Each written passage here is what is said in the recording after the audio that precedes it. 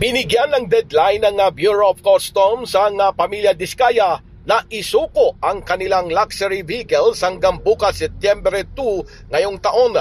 Ayon kay Custom Commissioner Ariel Nepomuceno, nakikipagtulungan na sila sa investigasyon ng Senate Blue Ribbon Committee tungkol sa mga manumalyang flood control projects kung saan isa sa mga iniimbisigahan ang contracting firm ng mga Diskaya. Kaya family, mas makakabuti sa kanila at kanilang pamilya at sa kanilang mga suliranin na hinaharap ngayon sa Senado at sa Kongreso na tapusin na nila yung problema tungkol sa luxury vehicles upang makapag-focus na sila dun sa construction ng flood projects na issue.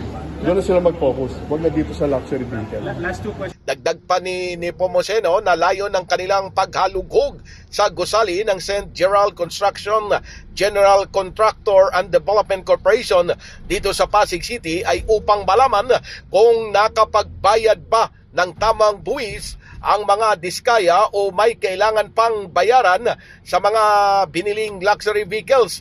Paliwanag pa ni Nepomuceno na saklaw ng kanilang search warrant ang 12 sasakyan, pero aalamin nila ang iba pang mga sasakyan dahil 4 na po ang bilang ng luxury vehicles ng mga Diskaya na kumakalat sa social media. Git pa ni Nepomuceno na kung may mga nakatakas na o nailabas na, sa dulo umano ay makikita naman dahil sa ititimbre nila ito sa PNP Highway Patrol Group.